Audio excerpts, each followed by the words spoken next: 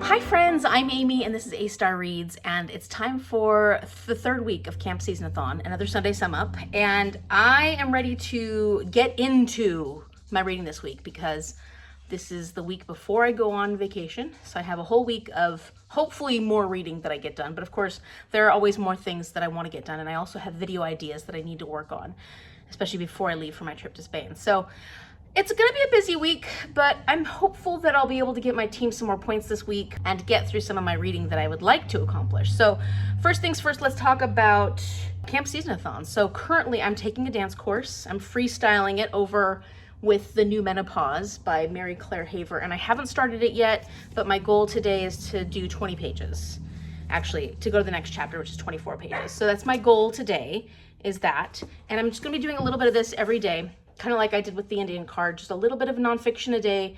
That way I'm not overdoing it, because a lot of times with nonfiction, especially this kind of nonfiction, you need stuff to sink in a little bit. And then it'll also give me opportunities to work on my fiction. So for my audiobook, I'm currently listening to The Savior's Champion, and I'm still at 55% of this one. I haven't had a chance to listen to it recently, well, since the weekend started. So hopefully at some point this week, I'll have opportunities to listen to that audiobook because I need to get that one done. And then for my pottery classes that I'm going to be taking starting this week, I will be reading A Lady for a Duke by Alexis Hall. This is a wonderful Regency trans main character, and I'm very excited about this one because I've heard great things. I've been wanting to read from Alexis Hall for a very long time and just haven't had a chance yet. So I'm only 36 pages into this one, so I've got a lot of work to do, but I just started this one and I really haven't had a lot of energy for reading for the last couple of days, so I'm hoping to make some progress in this one.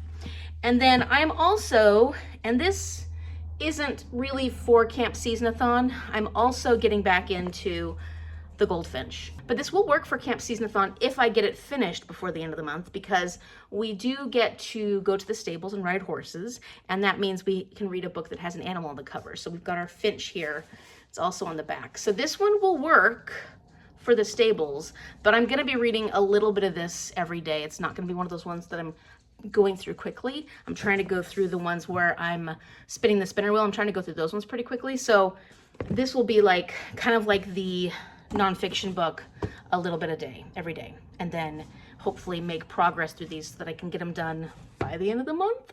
This one I don't have high hopes for getting it done by the end of the month, but I do need to read this one for another vlog. So I am gonna start inching my way through that one. Camp Seasonathon is this incredible seasonal readathon that is created by Melanie from Completely Melanie. And this time her two co-hosts are Kimberly from Whimsical Narratives and Debbie from Book and Bujo. I am on Team Purple, which is being hosted by Kimberly. So we're doing great so far. It sounds like on the last count, we're in second place, but I'm hoping that I will be able to contribute more points in the next coming week. As you can see right here, I'm doing reading sprints right now with Debbie and Mel, and those work for cabins.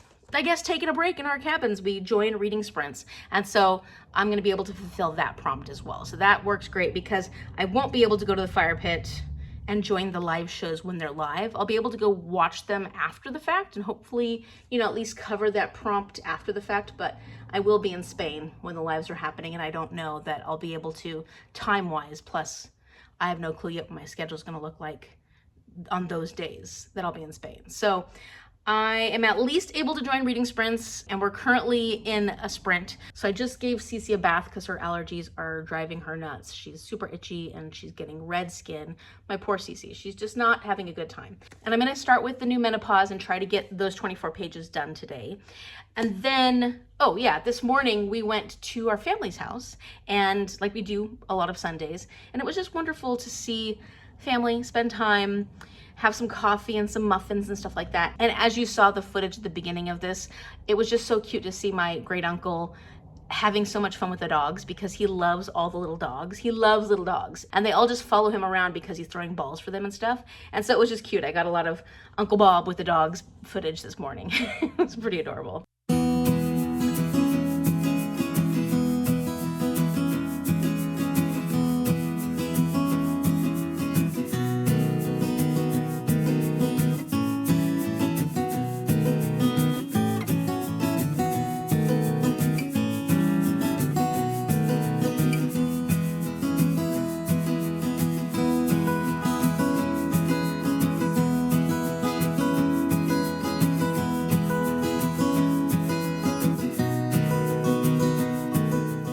Okay, so we're heading out to the Mariners game. It's Mom, Shar, and I.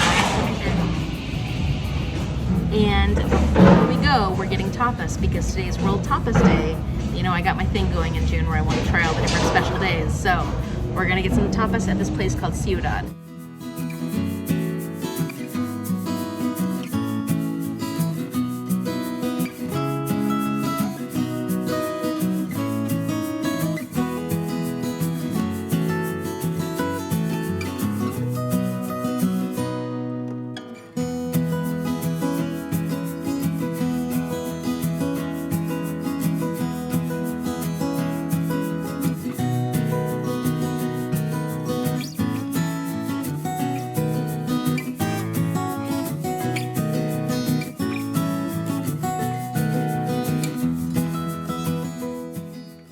Okay, so it is currently Wednesday, and what have you been up to? I haven't done a lot of check-ins this week quite yet, but I've been reading. Like yesterday, I actually relaxed for most of the day, and I spent the day reading A Lady for a Duke by Alexis Hall. I needed a day to relax, especially because the last few days since the end of the school year, we've been busy almost every single day.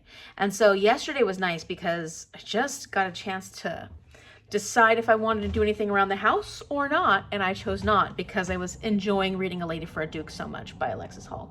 And I'm going to give this book 5 stars. I'll go into more detail about this when I do a vlog that I'm going to be doing for my 45 before 45, and I will probably do a little bit of spoilery talk in that one, but I don't know for sure how much spoilery I need to go into for this one. It had me crying from a very early point in this, like seriously crying. There was just so much about this that I loved, so much about the communication between these two characters, so much about the openness, the thoughtfulness, the conversations about our character being a trans woman during the time of the Regency era. Like so much of this, it was just so beautiful to read. It was very lighthearted, romantic. The crying wasn't a bad thing. It was like a cathartic thing. I really loved these two characters. I thought that they were strong individuals, and seeing them come together and face different situations that ultimately made them better and stronger as individuals, but then as a couple as well. I just loved it. I loved so much about this. And I know that that may seem a little spoilery, but it's a romance book. So you know that they're going to end up together. That's how, I don't know any romances that don't end up that way. Usually it's just like contemporary literary fiction that if they don't end up together. So as a romance, this was outside of the box for me in the conversations that it had, in the theming that was prevalent in this, and in how much I felt invested in these characters, and that it was so much more than just the romance. You know, there was a lot of conversations around healing and grief, but then about their love and their feelings and their emotions, and it was not brushed under the rug. You know, it was made to be the most important part of this book, but there were definitely some fun, smutty moments, and I felt like the romantic tension, the sexual tension, the buildup of all that was really well done in this, and I enjoyed it a lot. So I really recommend A Lady for a Duke by Alexis Hall. This is going to be a new favorite romance for me, and absolutely worth the 5 stars that I am giving it. I just couldn't put it down. There were some moments as the story built that I felt like it got a little, I don't want to say convoluted is probably not the right word for it, but maybe there were too many ideas and we didn't need that many ideas, even though that might have brought my review down a little bit, because I just felt like the story didn't need to go all the places that it went, or if it was going to, it needed to add more to that. I really enjoyed my read of this, so I think it earned my 5 star. Okay, so this means that it is time to continue on and spin the spinner wheel and find out what class or what thing I'm going to be doing next at camp, because I have officially mastered the art of pottery making, and I created a beautiful vase that is currently being blown, so I can't show it to you. That's convenient. And of course, it came from the heart. It looks amazing, and I can't wait to bring it home from camp with me. So I spun the spinner wheel, and it looks like I'm gonna get a chance to relax in the water and enjoy some water time. Maybe get a floaty and go lay out on the lake, or spend some time on the beach. Just get a chance to really soak up the sun and feel what summer is all about. So for this one, I have to read a book that has a body of water in the title. I was really hoping it was a body of water on the cover, because I had a lot of options for this, options that I really need to read right now, but nope, it was a body of water in the title. So what I decided to do, because I'm really trying to finish up as much of TBR Trail as I can before Friday, and it's Wednesday now, I don't have a lot of time left, I decided that I'm gonna go with A Wizard of Earthsea by Ursula K. LeGuin, because this is not a very long book. It's a very well-known, well-loved fantasy. She's one of the influential fantasy writers, early influential fantasy writers. I don't remember when this was written, 1968. So this is older fantasy, which doesn't always work for me, but it works because it has sea in the title, and because for TBR Trail, we had the prompt fortune teller. And if this is either a book that's set in the future, has a seer in it, it has time travel involved. And when I looked up this book, I looked specifically to see if it had any seers in it, because, you know, it's got like wizards and stuff like that. I figured there's a good chance that it'll have like a fortune teller or something within the story.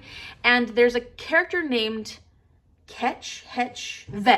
There's a character named Vetch who actually says himself, I'm not a seer, but I have the abilities to see things and predict things based on like other abilities that seers would typically have, even though I'm not technically a seer. That was one thing that the computer told me was true about this book.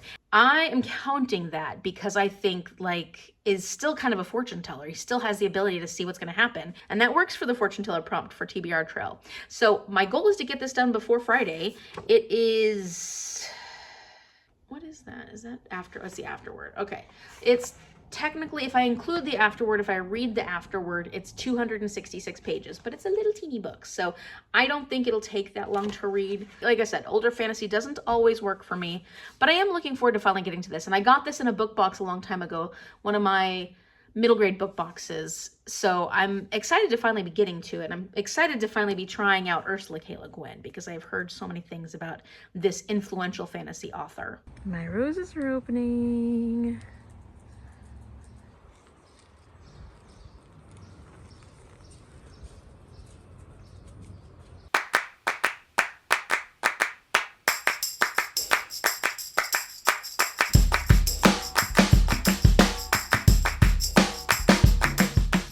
International Sushi Day. I was wondering what you... It was good sushi. It was good sushi. It was great. Can you tell? Can you? Yeah.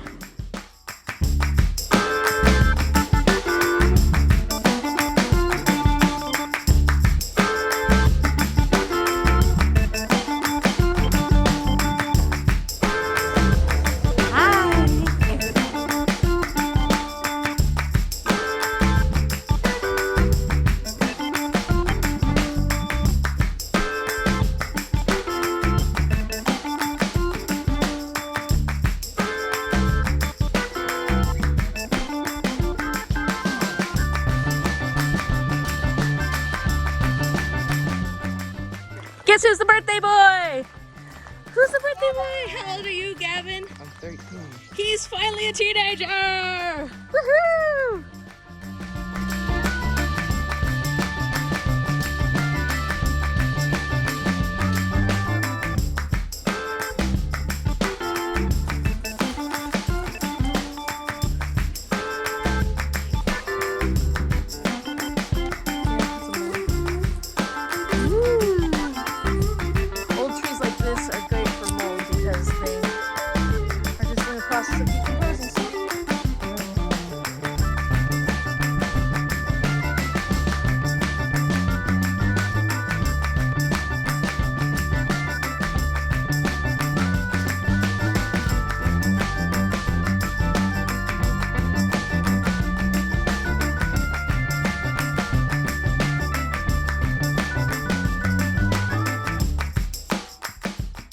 Okay, after a 3-hour tour, we survived.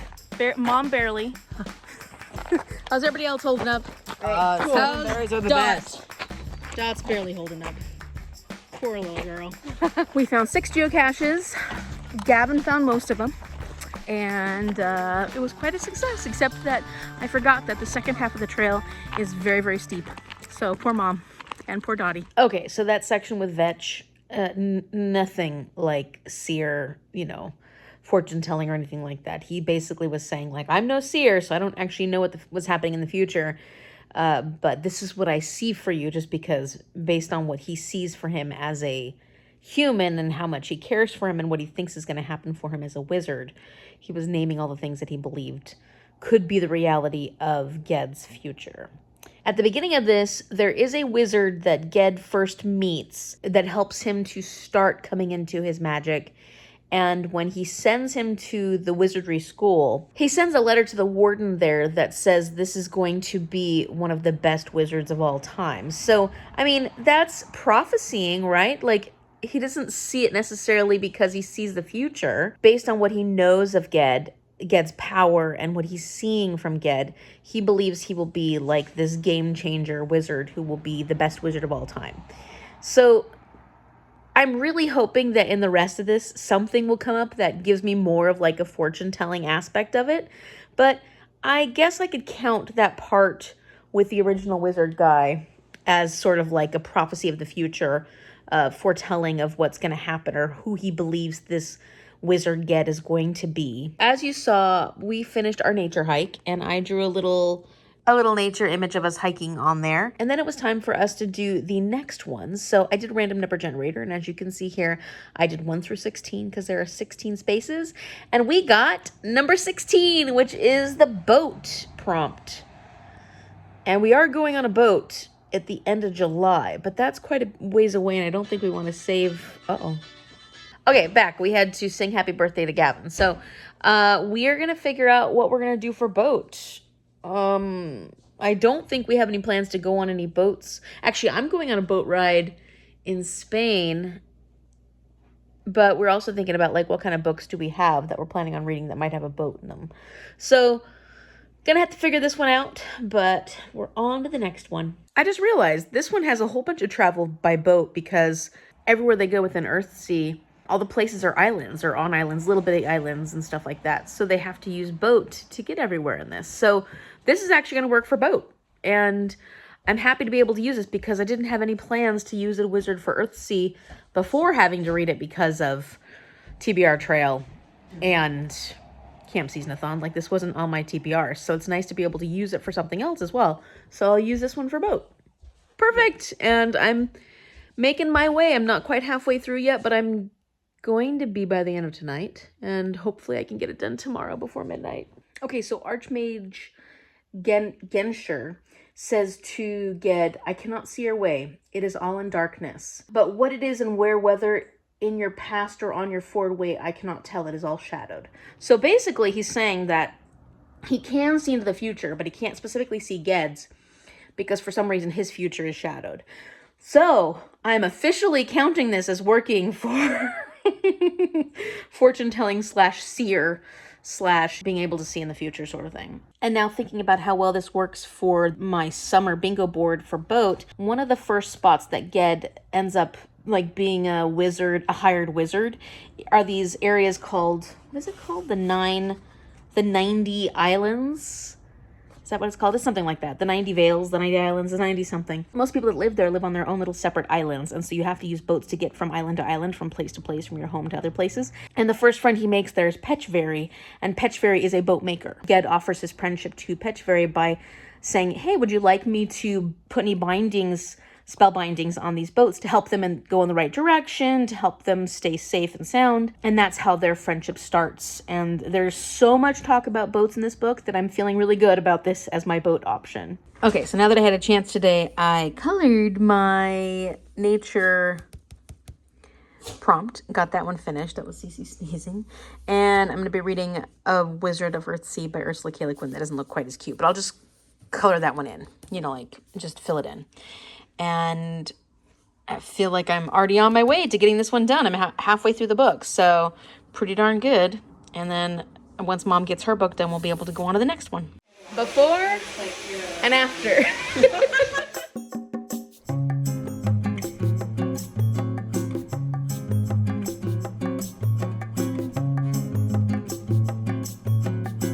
It's definitely short. Went way short. Okay, so I did a thing. I cut it really short and I went even more blonde. I needed my summer hair, my vacation hair, my Spain hair, and it feels really good. And Mom got hers done. And I'm curly. She's embracing the curl. I'm embracing the curl. And Cece got to come with us, but she had to sit in the car. Yeah. She's like, this wasn't my funnest day. But yeah, I just was like, I needed to change. I've had it long for a long time. I used to go a lot shorter in the past, and I was just like, I just need something a little different right now. And it looks so good. It does. Okay, I want to do a quick update because we're home now, and it is about 8 o'clock on Friday. Now, we technically have until 4 a.m. tomorrow morning to submit everything for TBR Trail. The reality is that I probably won't stay up past 11 or 12. So what I'm trying to do first and foremost is finish The Wizard of Earthsea. I made it quite a ways because we listened to the audiobook to and from the hair salon, and it's about a 40-minute drive. And this ends on page, let's see, 66, I think. Yeah, but right there. So I've got that much remaining. I'm gonna get this one done for sure.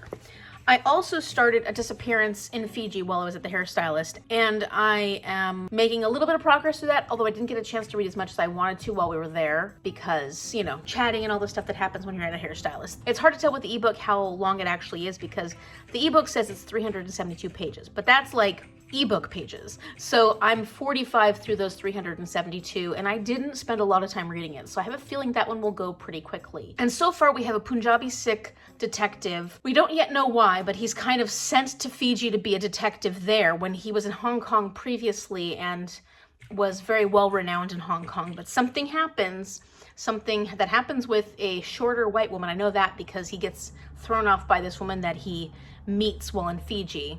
Well, that he's interviewing while in Fiji. He is not well liked. He's not treated well. He doesn't get the good cases.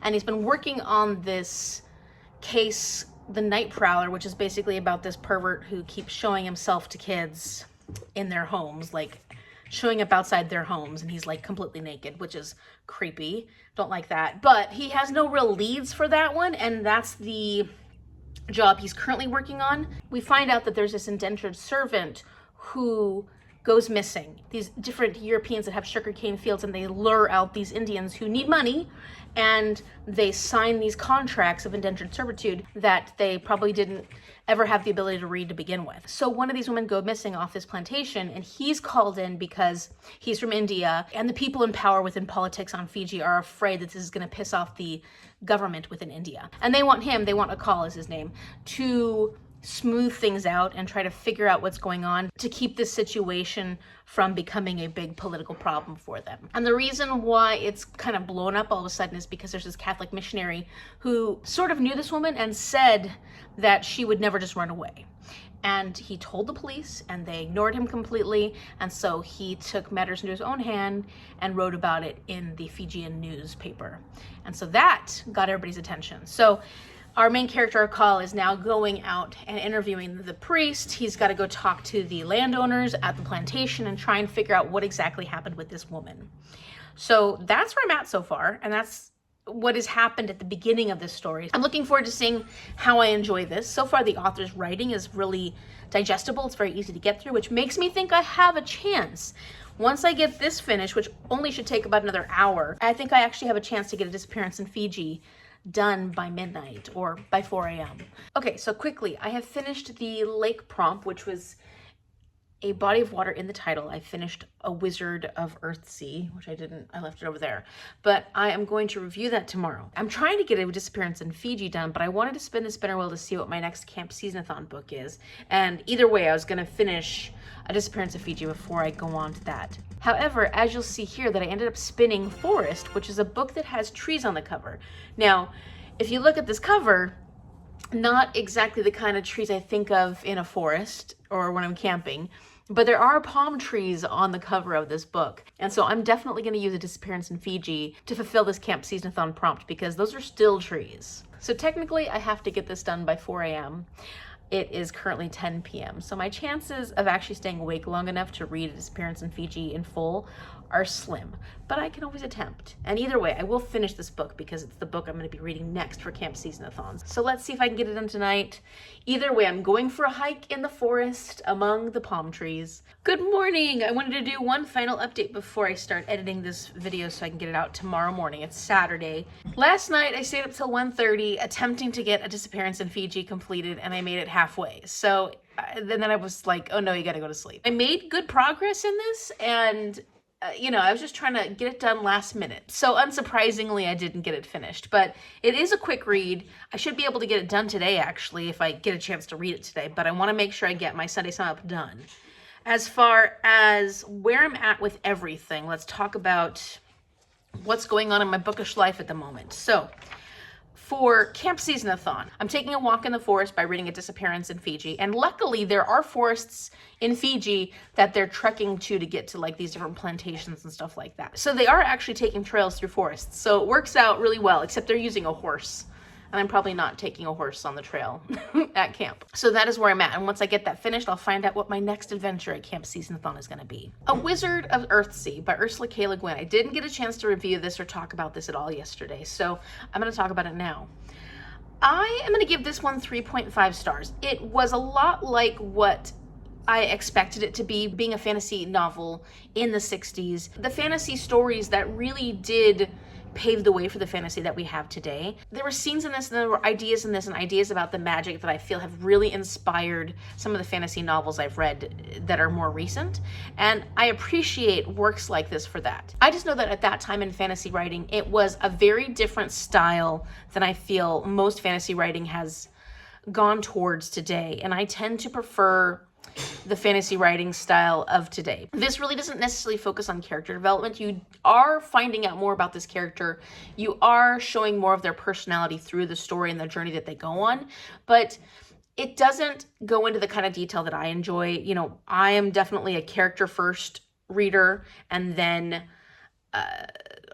like writing style, then storyline, and fantasy of this time was more about the adventure, more about the story, more about the journey in a lot of ways, because a lot of these older fantasies don't actually have a lot of big things happening within them, but they go on little adventures throughout the story, and that tells the entire story of the wizard or whoever's life, like their life and all the things they got up to during their life and what makes them important enough to make a story about them. So in this, we do have our character Ged, and he's young, and this was Ursula K. Le Guin's first attempt at young adult fantasy writing. She had always done sci-fi and fantasy writing before that, but for adults, and she was like, I don't know about, what am I going to do to change it so that it's appropriate for young adults?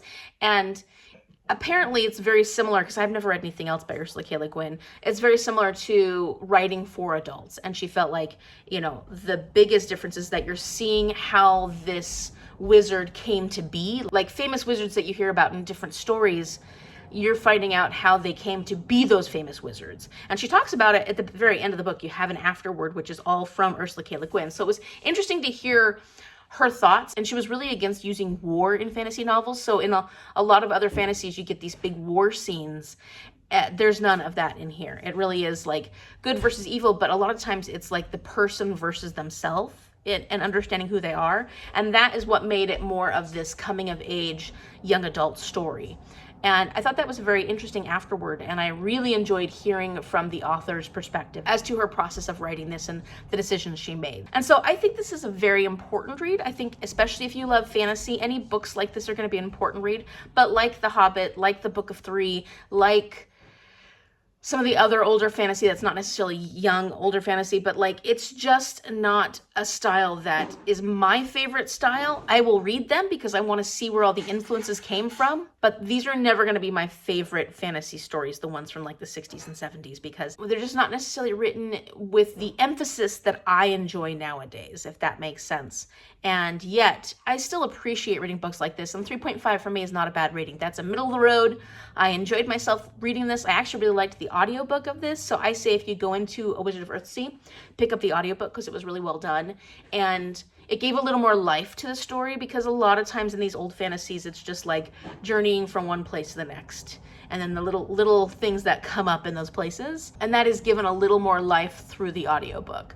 So this one worked for Fortune Teller. As I had mentioned a couple of times, I'm going to use it for that. There was even like a stone in this that could see the future if you asked it a question, or could tell you anything if you asked it a question. He didn't do it, but there were hints of seeing into the future, prophesying, seer abilities in this. And then, as I mentioned, this was my lake prompt for Camp Seasonathon because it had the word sea in the title. So I did count this for Camp Seasonathon. And of course, I've already input the points for both of those competitions. And then finally, for my summer book bingo, for the boat prompt, I can't tell you how many boats were in this book because it is a world of islands. There were boats at every turn. There were moments where Ged's becoming a sailor and he's learning from his friend who is a boat maker. There are many, many journeys on the ocean, lots of description of the ocean, of the islands they approach with different boats. And this is a huge, huge part of this book. So like unexpectedly, this ended up being perfect for summer book bingo. So I'm going to color this spot in. And then once Mom finishes her boat book or whatever she does for boat, we will move on to the next one for this. During this week, I stopped reading the new Menopause by Mary Claire Haver and the Goldfinch because I was going to do a certain amount a day of both this, and I stopped because I was trying to get books done for TBR Trail because our deadline was yesterday. So I really didn't put much effort into these two that I'm currently working on at all in the last couple of days. But Savior's Champion by Jenna Moreci, I do need to get this one done before the 1st. Now that I'm done with The Wizard of Earthsea, if I need an audiobook to listen to if I'm driving somewhere, I will make sure that I'm listening to The Savior's Champion because this is the audiobook I need to complete. Let me know in the comment section down below your thoughts on older fantasy. I'd love to hear your thoughts on older fantasy versus newer fantasy and where you lie when it comes to your enjoyment of the styles of fantasy, because there are definitely distinct styles, in my opinion, between older fantasy and newer fantasy. If you like this video, give it a big thumbs up and subscribe so you can see what happens next week when I will pretty much mostly be done with Camp Seasonathon. I'll have like 1 or 2 days left, and I don't know what I'm gonna actually end up getting to do while I'm in Spain, like how much editing will I be able to do, but I will be taking video footage. So even if you don't see it right away, you'll get to see some Spain footage, and I'm excited for that. You'll probably just see me super, super sweaty when I'm in Sevilla because it's looking like it's gonna be like 101 to 104 degrees the whole time I'm there. All right, thank you so much for watching. I will see you later.